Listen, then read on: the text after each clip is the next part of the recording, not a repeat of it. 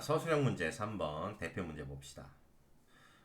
등식이 하나 주어져 있고요. 그 등식을 만족시키는 단항식 A를 구하라고 합니다. 자, 그 과정을 서술하는 건데, 앞에 기출 베스트에서도 선생님이 설명했던 것 같아요.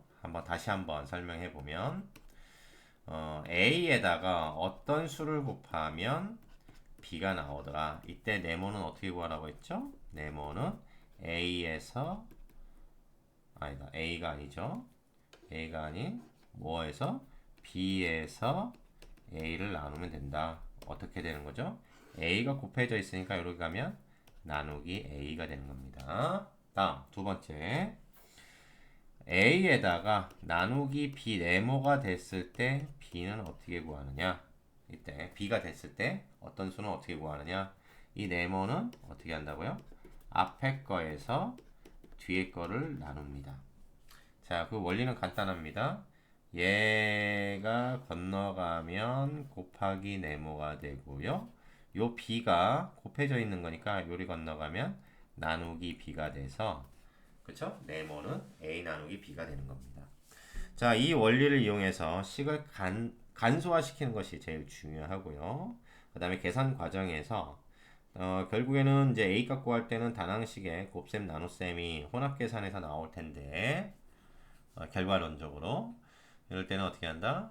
지수 법칙이라든가 개수는 개수끼리 곱한다든가 뭐 이런 것들을 쭉 하면서 절대 실수하면 안 되겠죠. 실수하는 순간 감점 요인이 발생을 합니다. 이 문제의 핵심은 뭐냐면 얘 내용을 잘 알고 있느냐 그거 하나 하고 그 다음에 계산 과정에서 실수 없이 문제를 잘 수행할 수 있느냐 그거를 보기 위한 채점 기준이 된다라고 보시면 될 것 같아요. 자, 그러면 이제 문제는 쉽게 해결이 가능합니다.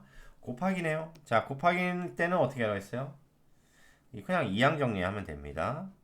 자, 요 녀석은 요리 건너가면 나누기가 될 거고요.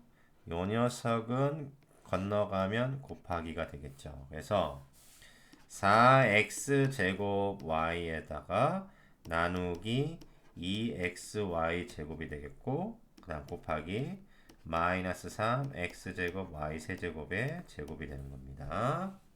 자, 그러면 이제 나누기는 역수로 곱하게 되고요. 거듭제곱은 가로를 풀어서 표현해주면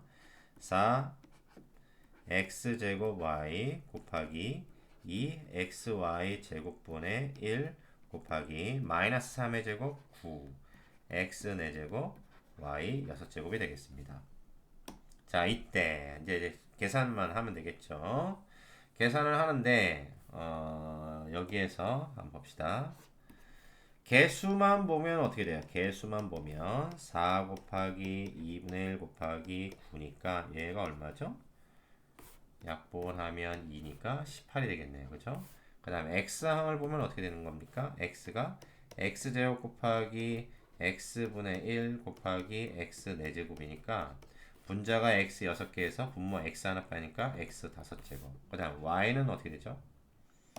y는 y 곱하기 y 제곱분의 1 곱하기 y 6제곱이니까 y 7개에서 y 2개 빼진 y 5제곱이 되겠네요. 그죠?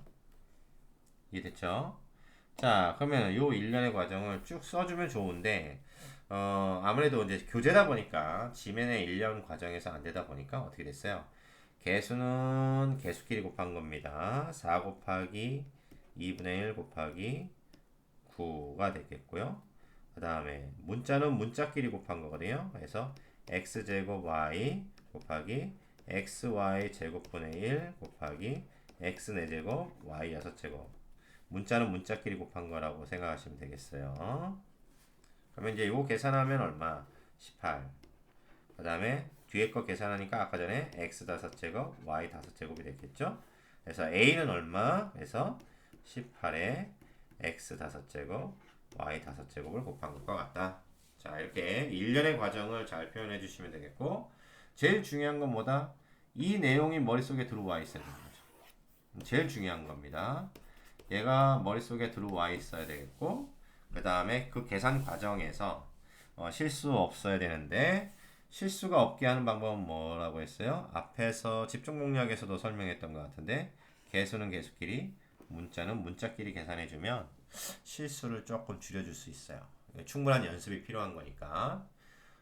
다른 교재 기출 문제 말고 저 계산력 교재 있죠? 계산력 교재에 이런 문제들 많이 있는 문제들 많습니다.